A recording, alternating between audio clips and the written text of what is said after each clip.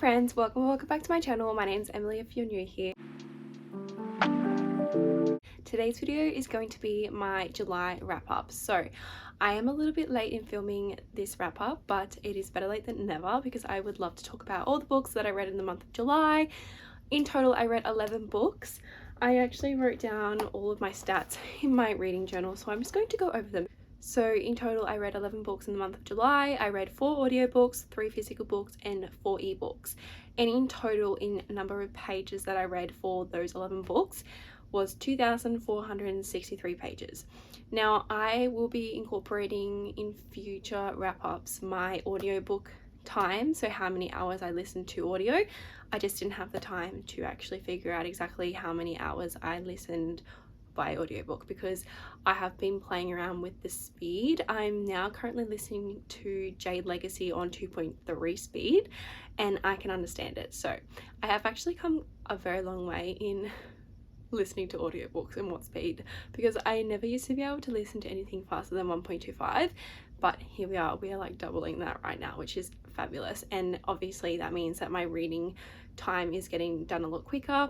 I can finish a standard 7-hour audiobook in like 3 hours, so it's working very well for me, and hopefully it will bump my reading up even more in the coming months since I am now really getting into my audiobooks. In the month of July also I participated in the Summerween readathon. I read 4 books in the Summerween readathon and I did a reading vlog for 3 of the books that I also read for a paranormal/fantasy romance reading vlog. If you wanted to check that out, I'll put it up in the cards. But without further ado, I'm just going to go through all the books that I read in the month. The first book that I finished in the month of July was Red Rising by Pierce Brown. I rated this one a 4.5 out of 5 stars. I really enjoyed the introductory to this world. We follow our main character Darrow. He is a red, but the reds are basically portrayed as these servants to the other colors in this universe. So they are currently living on Mars and they have to try and make Mars livable for the other colors. So the reds in this series are miners and they basically mine Mars to make it more livable and for other colors to live on this planet. But the Earth is dying from what they say. But there are so many secrets that uncovers throughout this book, in the first book in particular as well. We find out that that is just not the case in any way. So the reds basically in this book believe up until a certain point that Mars is inevitable, but in reality the Earth is livable and that they have just been lying to them the whole time. And something really traumatic happens to Darrow that makes him really think about his decision in wanting to take down the Golds, because their whole entire life has been a lie. The reds have been treated this way for no reason than for the Golds. He basically goes and he dies for, like, in the perspective of the reds, everyone thinks that Darrow dies, but this mysterious team picks him up and trains him and turns him into a Gold. Basically he goes through all these surgeries and he goes through combat training to make himself seem as intelligent as a Gold, train himself as a Gold, make himself look visibly like a Gold because they all look different, and go to this school to get in to basically destroy them all. So that's where it happens. He goes to a command school and he gets accepted into this command school because you have to have like a certain grade to actually go to this command school, and he trains months on end to finally get accepted.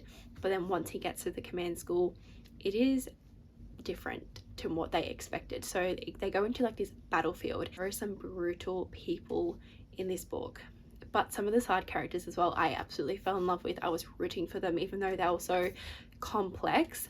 I just love them so much, so I highly recommend this. I cannot wait to pick up Golden Sun, which I have been saying that I'm going to pick it up for the last month, but I have it on my August TBR, so I'm hoping I'll be able to finish it in the month of August, fingers crossed, because I'm absolutely obsessed and I can't wait to read more of Pierce Brown's work.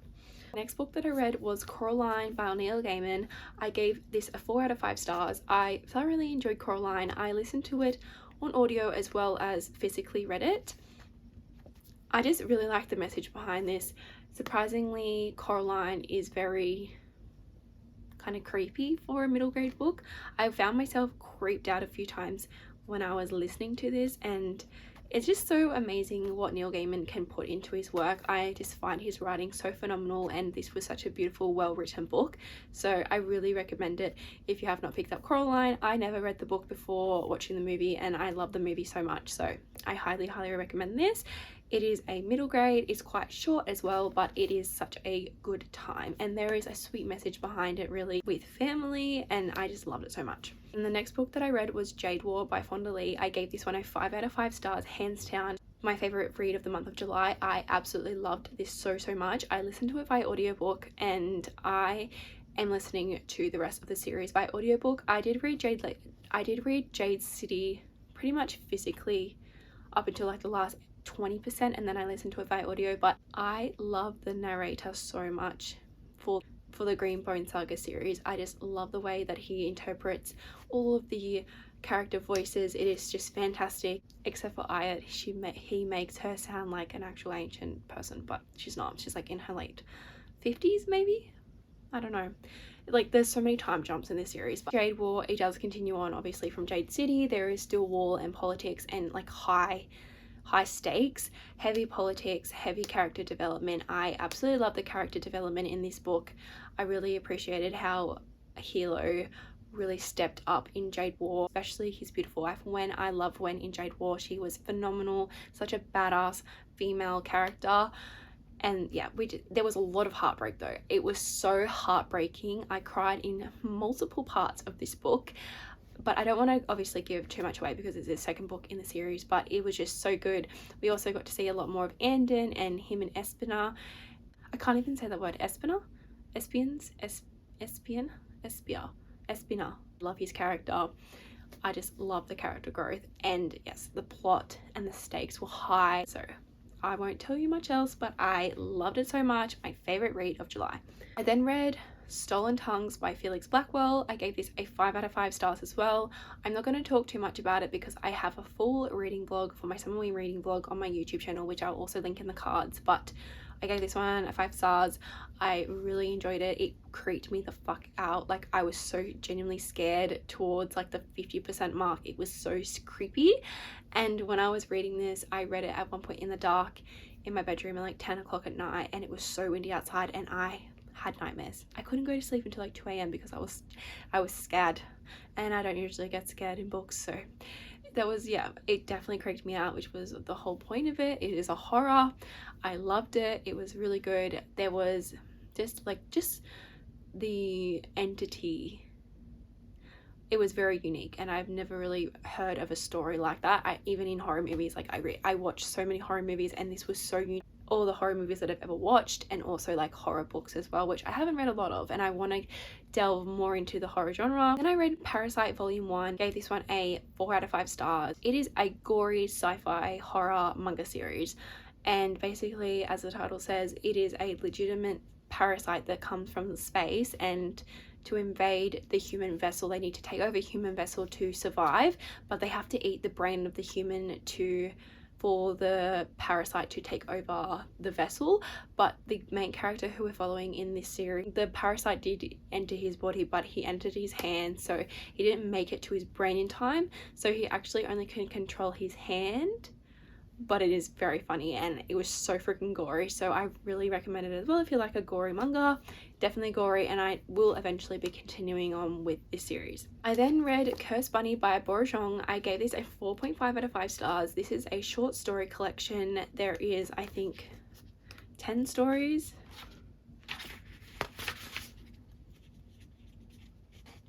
Yeah, so there's 10 stories in total in this short story collection. Very weird Korean horror. That is basically what it is, just weird Korean horror, but each story has a very significant meaning behind them. So that's what I really liked about that. Towards the end of each story, you still basically got what the story was about, because there was a conclusion to each story, like a logical message. So I really enjoyed this. It was so good. I definitely will be picking up more of a translated work, because this obviously was translated from Korean, but I just love the uniqueness of this collection. I just can't believe how Borochong, her brain works. Like, this was just so unique, and I have never read anything like it before, but I really enjoyed my time reading this. I then read Final Girls by Riley Sager on audio. I gave this one a 3 out of 5 stars. It was very underwhelming to me. So Quincy, our female main character, she is a final girl, and like obviously something really traumatic happened to her, and she obviously survived a massacre, and she goes about her life because it was 10 years before we get introduced to Quincy. And then one of the final girls, there's 3 final girls in this like whole world, I guess.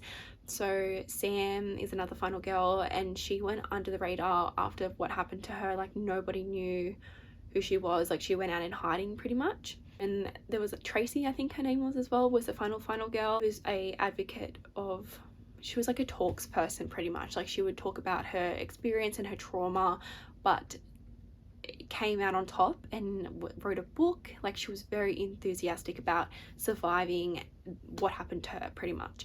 And then something happens to Tracy, and Sam comes out in hiding and finds Quincy, and then turns her world upside down pretty much. Like, they just go through some dumb shit, and I was just like, why are you doing this to her? She's basically has gotten over what happened to her. Like, obviously she hasn't gotten over it, but she has moved on with her life, and then she just drops like a whole bombshell on her. And so yeah, that's basically what happens, and it gets kind of intense, but it was just underwhelming to me because I didn't connect with any of the characters. Then read Wolf Trials by M. Young and R.A. Johns. I gave this one a 4 out of 5 stars. I actually read this via ebook on my Kindle, but I do have the physical copy, and I really enjoyed this. This is a reverse harem white choose YA werewolf romance, so it's paranormal romance. I also have a reading vlog on my channel in relation to this book. It's such a fun time reading this. This was like my first werewolf romance book.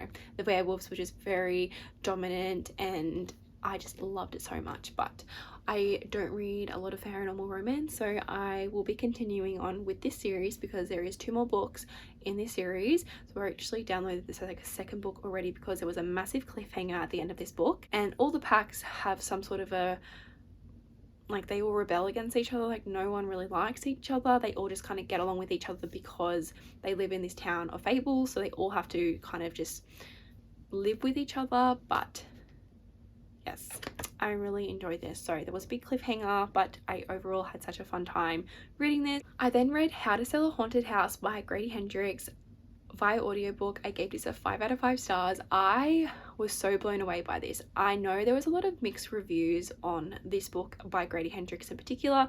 I've heard a few people have DNF'd it, and some people just didn't like it at all, but I personally really enjoyed it. One of the main tropes in this book is grief, and the female main character, like the main characters in this book, their parents die, and so they have to try and sell their haunted house because they soon find out that it is haunted. But there is puppets in this book, like haunted puppets, and I hate puppets. When I was a kid, I think I was like maybe 5 or 6, I shared a room with my brother, and we had like a bunk bed. And I remember so vividly, one of the houses that we lived in at the time, my mum had this like puppet, and it would hang from my wardrobe, and I swear on my life that I saw it blink at me multiple times. Like, I thought the puppet was alive. So I literally smashed it on the ground, and my mum was like, what are you doing? Because it was a porcelain puppet sort of thing. Smashed on the ground. Yeah, it was gone. But I swore to my mum that it was alive. I was like, it blinked at me. So it brought up those memories because, like, I just remember so vividly like how terrifying puppets are. They're just so terrifying. Like, they're so creepy. Any sort of porcelain doll just creeps me out so much. But I really, really, really enjoyed this. I love the plot twist. Like, I loved it so much. Grady Hendrix so far has been a hit for me. I haven't had any misses by him. I read now How to Sell a Haunted House and My Best Friend's Exorcism, which I also love so much. So I have Final Girl support group on my physical TBR, which I am hoping to get to in October. And read Twice Bitten by Belle Harper, which I gave a 4 out of 5 stars as well.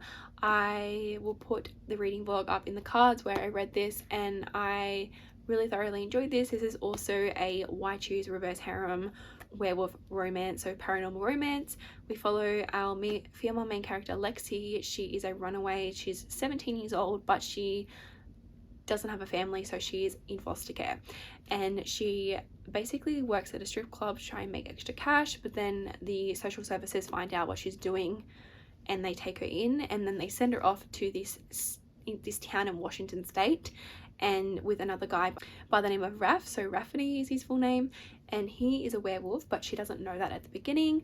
And basically the family that she moves in with they are all werewolves, but she does not know that because they think that she is also a shifter, but they don't know if she is or not. She's not human, but she's not a shifter, so they kind of like try and figure out what she is paranormal wise, because she has like this very distinct scent, and all the wolves like become obsessed with her. They all think that she is their mate when obviously she's not. But there are multiple POVs as well in this book, and we get to see all the POVs of the brothers that become really infatuated with her, as well as Raph, and also her history teacher, the new school that she goes to. His name is Galen, and he's actually a vampire. So those are all the love interests. It is definitely very interesting who she ends up picking, because there is more than one, and obviously that's normal in a wolf pack. But yeah, she's only 17. It was YA. Like, this one was more young adult than new adult because there was no actual spice, but there was no spice to be exact. But I know for a fact that the next 2 books will have spice because they did everything but actually have intercourse. So it'll be interesting to see where this series goes. I have the 2 other books physically as well on my TBR because I bought this series but from Belle Harper at Babe, and I had so much fun at Babe. She was a very lovely person, and I cannot wait to read more from her. And I read this on my Kindle because the physical books are just very heavy. They're obviously indie published, and yeah, they're just very heavy, but I will definitely be continuing on with this series. And the final book that I read in the month of July was 5 Survive by Holly Jackson. I gave this a 3 out of 5 stars. I listened to this by audiobook, but I did actually borrow it from the library, but I never ended up reading it physically. I was very underwhelmed by this book. I'm going to say that. I will just say now that I read A Good Girl's Guide to Murder last weekend, and it was phenomenal, but this book just did not hit the same in any way, shape or form. I was very underwhelmed. All the characters were so annoying.